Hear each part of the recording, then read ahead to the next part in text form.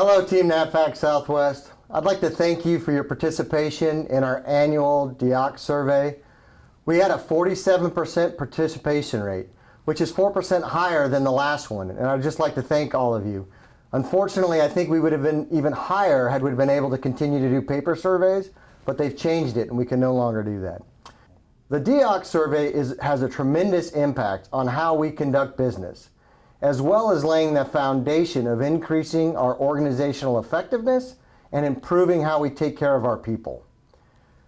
Following the survey at its conclusion, we stood up a command resilience team, and then the command leadership analyzed the survey results and formulated plans to make improvements in the areas you've brought to us as your greatest concerns in response to the survey.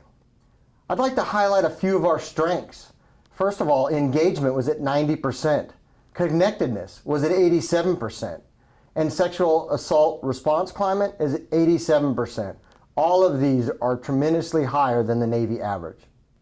Our areas where we had continued improvement are numerous. We've improved in sexual harassment prevention, we've improved in sexual assault climate prevention, and we're generally way above the average in both these areas. In addition, we've improved in our organizational processes, and we're just below the Navy's average, but we know we've got additional work there. And so for those things that are within our control, we're going to update our standing operating procedures, and for those things that require higher headquarters support, we'll provide recommendations to the business management system, etc.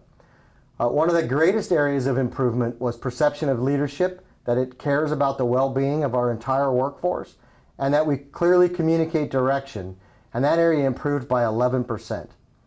Likewise, sexual assault retaliation climate improved by 10%, and sexual harassment retaliation climate improved by 9%.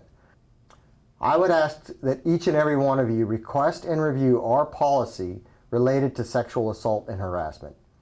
And I want to assure you that all claims that are submitted will be investigated carefully, and that anybody found doing these inappropriate behaviors will be afforded appropriate disciplinary action up to and including removal.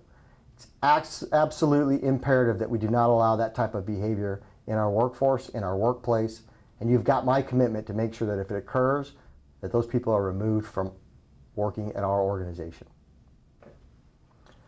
Based on your written comments, the report, and recommendations by the Command Resilience Team, we've identified areas that we're going to go after to improve. We've presented those areas to the Executive Steering Group, and we've also provided information to each of the business line and community leads, and they're all working on areas that they can improve within their areas, and also to the Public Works departments for each site. The areas that we're going to work on across the entire command are work processes, continued improvement in communication, continued improvement in taking care of our people, including teamwork and training, working on continuing to address technology issues with respect to hardware and software. In leadership area, we're working on improving both the hard and soft skills of our supervisors and managers.